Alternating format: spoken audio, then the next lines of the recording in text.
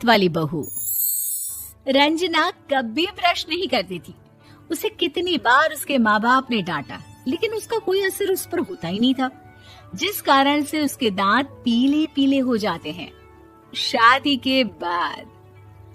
अरे बहू, वैसे तो तुझ में कोई कमी नहीं है, पर तेरे दांत इतने पीले कैसे हैं बेटा? कैसे मतलब? कोई सर्जरी थोड़ी ना कराई है।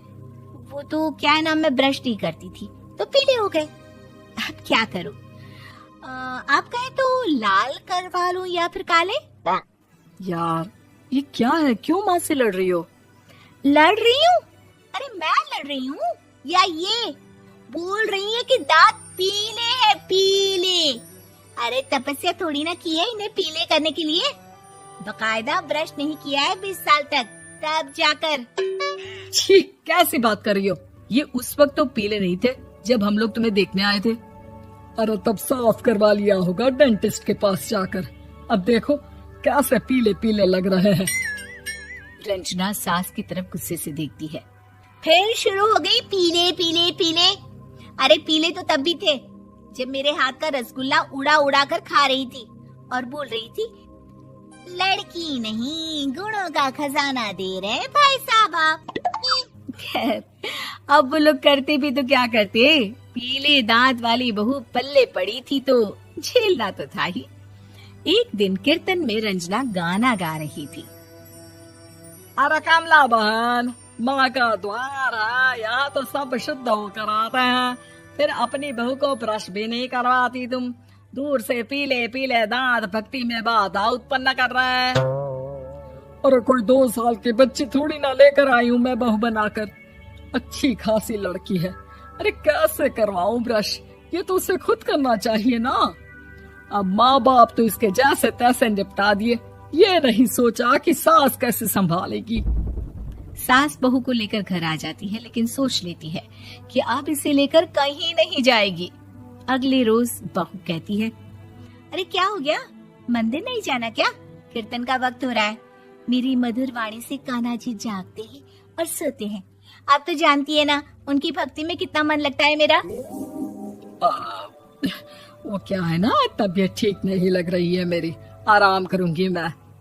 तबीयत ठीक नहीं लग रही? अभी तो मिथुन के गाने पर नाच रही थी आप, और अब बोल रही है कि तबीयत ठीक नहीं लग रही। अरे भक्ति में मन लगा लो सासू माँ, ऊपर जाना है, क्या मुंह दिखाओगी आप? हाँ?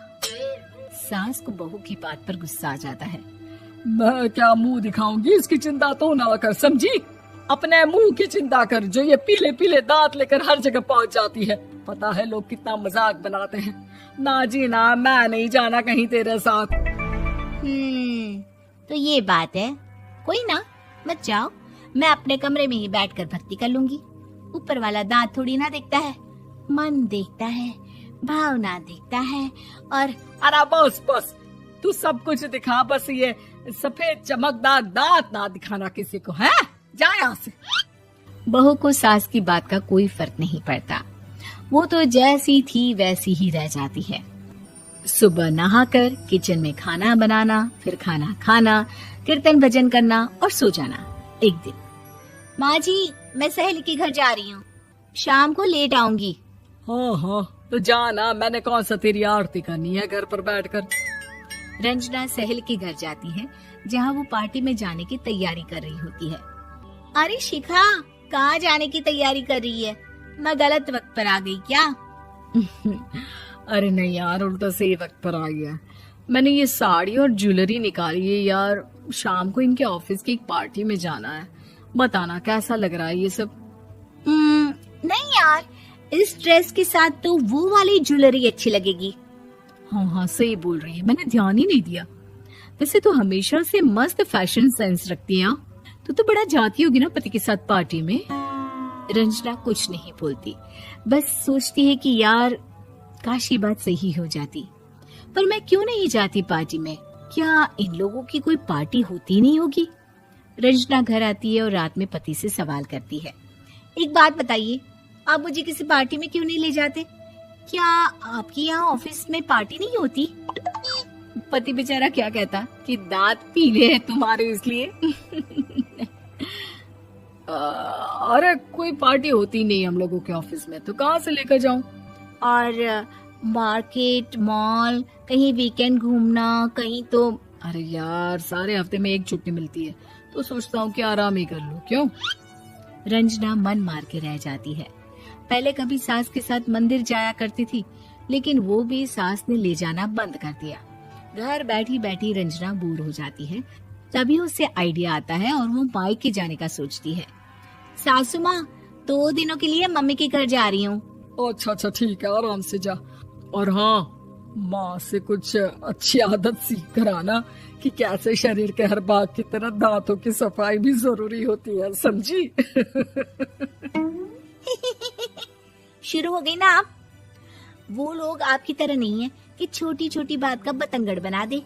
उन लोगों के लिए मैं मायने रखती हूँ, ना कि मेरे पीले पीले दांत। रंजना माँ को बिना बताए उन लोगों को सरप्राइज देती है, लेकिन जैसे ही वो दरवाजे पर पहुंचती है, अंदर देखती है कि घर वाले कहीं जा रहे होते हैं। अब माँ, काश रंजना दीदी के दांतों वाली प्रॉब्लम नहीं होती, तो वो भी हम लोगों के साथ चलती ना बुआ जी की बेटी की शादी में। हाँ बेटा, लेकिन अब उसे कौन समझाए कि उसको उसके पीले दांत नहीं दिखते, लेकिन उसके आसपास के लोगों को कितना एम्बैरेसिंग फील कराते हैं। मुझे तो कितनी बार उसके स्कूल की टीचर ने शिकायत की कि उसके साथ कोई लड़की बैठना भी नहीं चाहती, और ना ही कॉलेज में कोई उससे बात करना चाहता था। लेकिन पता नहीं क्यों उसे ये बात समझ में ही नहीं आती। कोई कमी नहीं है उस लड़की में, बस यही कि दांत पीले हैं। वो तो भला हो जीजाजी और उनकी माँ का, जो दीदी को जैसी है वैसे ही रखा हुआ है। रंजना को अपने घर वालों की बात सुनकर बहुत दुख होता है। वो सोचती है कि वो क्या करे, लेकिन फिर वो सीधा डेंटिस्ट के पास जाती है, अपने दांत चमकाती है और कसम खाती है कि वो रोज ब्रश करेगी। अरे क्या हो गया? तुम तो 2 दिनों के लिए गई थी ना, पर कोई ना, अच्छा है, चलो आ गई तो। रंजना सास के सामने आकर खड़ी हो जाती है और पूरी स्माइल करती है, उसके चमकदार दांतों को दिखाती हुई। चले मंदिर। माँ, मुझे माफ कर दीजिए, मैंने आप लोगों को बहुत एम्बैरेसिंग फील करवाया। मैं आज से रोज ब्रश करूंगी।